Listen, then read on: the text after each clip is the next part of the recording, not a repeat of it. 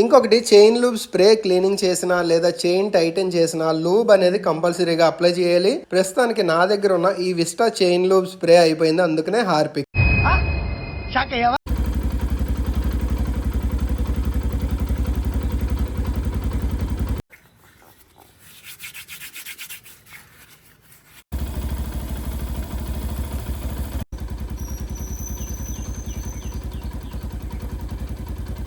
Hello friends, good morning and welcome back to the channel. ఈ రోజు మన వీడియోలో పర్ఫెక్ట్ గా బైక్ చైన్ క్లీనింగ్ ఎలా చేసుకోవాలనేది చూద్దాం. అలా చేసుకోవడానికి ముందుగా కావాల్సినవి చైన్ క్లీనింగ్ బ్రష్ లేదా హార్డ్ అని ఉన్న టూత్ బ్రష్ తీసుకున్నా పర్వాలేదు. నా దగ్గర ఉన్న చైన్ క్లీనింగ్ బ్రష్ మొత్తం అంతా కూడా టోటల్ బ్రిసిల్స్ అన్ని హార్డ్ అయిపోయాయి.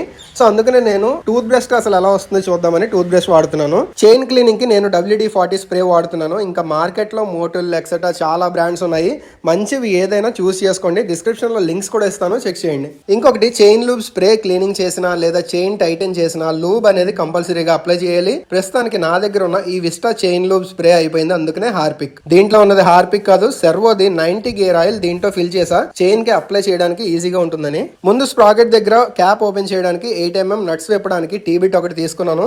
మోస్ట్లీ అన్ని బైక్స్ కి 8mm ఉంటాయి. మీ బైక్ కి ఎంత సైజ్ నట్స్ ఉన్నాయి అండ్ ఏ బైక్ అనేది మెన్షన్ చేయండి, సో వేరే వాళ్ళకి ఉపయోగపడచ్చు. చాలా మంది చైన్ క్లీనింగ్ అనగానే ఈ బ్యాక్ సైడ్ ఉన్న స్ప్రాకెట్ దగ్గర cleaning spray and lube spray కొట్టేసి అయిపోయింది అనుకుంటారు. కానీ అట్లీస్ట్ అలా 3 or 4 టైమ్స్ కైనా ఈ టైప్ లో క్లీన్ చేసుకోండి. చైన్ లైఫ్ బాగుంటుంది అండ్ బైక్ రన్నింగ్ బాగుంటుంది. ఫ్రంట్ స్ప్రాకెట్ పైన క్యాప్ ఓపెన్ చేసాక చూడండి, చైన్ కి పట్టిందంతా మనం క్లీనింగ్ స్ప్రే అలానే లూబ్ చేసిన మట్టి అదంతా తిరిగి వచ్చి ఎక్కడ పట్టేస్తుందో. ఇది ఎక్కువైపోతే మళ్ళీ చైన్ కంటుకొని మొత్తం తిరిగి స్ప్రాకెట్స్ త్వరగా అరిగిపోయి పాడయ్యే ఛాన్సెస్ ఉంటాయి.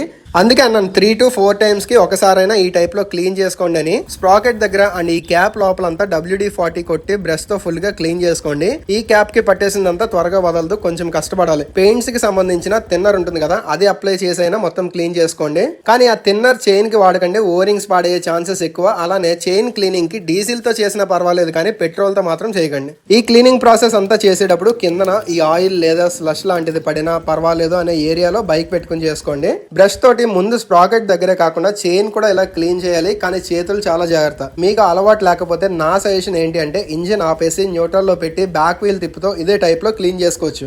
ఈ కింద చూసారా, చైన్ నుంచి క్లీనింగ్ స్ప్రే తో కలిపి ఎంత మడ్డు వచ్చిందో. చైన్ క్లీనింగ్ అనేది 500 kilometers కి కంపల్సరీ. అలానే అదే పర్ఫెక్ట్ టైం అనుకోకండి. మీరు రోజు డస్టీ రోడ్స్ లో తిరుగుతున్నట్టయితే ఇంకొంచెం త్వరగానే, అంటే అట్లీస్ట్ 300 kilometers కైనా క్లీనింగ్ అండ్ లూబింగ్ చేయాలి. బ్యాక్ సైడ్ నుంచి క్లీనింగ్ అండ్ లూబింగ్ చేసేటప్పుడు అట్టముక్క ఏదైనా అడ్డం పెట్టుకుని ఆ స్ప్రేలు బ్యాక్ డిస్క్ ప్లేట్ మీద పడకుండా చూసుకోండి. అలా పడితే బ్రేక్ పట్టుకోదు, జారిపోతుంది. కాబట్టి ఇంకొకటి కూడా మీరు తప్పకుండా చూసుకోవాల్సింది చైన్ టైటనింగ్. ప్రతి 1000 kilometers కి చైన్ టైట్ చేసుకోవడం కూడా కంపల్సరీ. లూజ్ చైన్ వల్ల స్ప్రాకెట్ దగ్గర జంప్ అయ్యే ఛాన్సెస్ ఉంటాయి. అలానే హై స్పీడ్ లో ఉన్నప్పుడు స్ప్రాకెట్స్ నుంచి తప్పుకొని స్వింగ్ ఆర్మ్ అండ్ స్ప్రాకెట్ మధ్యలో ఇరుక్కుంది అంటే మన లైఫ్ కి డేంజర్. సో అది కూడా చైన్ మెయింటెనెన్స్ లో చెక్ చేసుకోవాల్సిందే. అట్ లాస్ట్ లూబ్ చేసేయండి. స్ప్రే ఉన్నా ఓకే, లేదంటే ఇలా 90 గేర్ ఆయిల్ చైన్ తిరుగుతుండగా ఫ్రంట్ స్ప్రాకెట్ దగ్గర అప్లై చేసినా చాలు, మొత్తం అప్లై అయిపోతుంది. కాబట్టి బ్యాక్ స్ప్రాకెట్ దగ్గర మళ్ళీ వెయ్యాల్సిన పని లేదు. మళ్ళీ ఈ క్యాప్ బిగిన్ చేశాను, అంతా చేసి లాస్ట్ లో ఇది మర్చిపోకండి. ఇక్కడతో సక్సెస్ఫుల్ గా చైన్ క్లీనింగ్ అయిపోయింది. వీడియో నచ్చిందా, ఇన్ఫర్మేటివ్ గా అనిపిస్తే లైక్ చేయండి, మీ ఫ్రెండ్స్ తో కూడా షేర్ చేయండి. ఛానల్ ని ఫస్ట్ టైం చూస్తున్నట్టయితే ఆటోమొబైల్ కంటెంట్ ఇంట్రెస్ట్ ఉంటే సబ్స్క్రైబ్ చేసి సపోర్ట్ చేయండి. Thanks for watching. Ride safe, take care.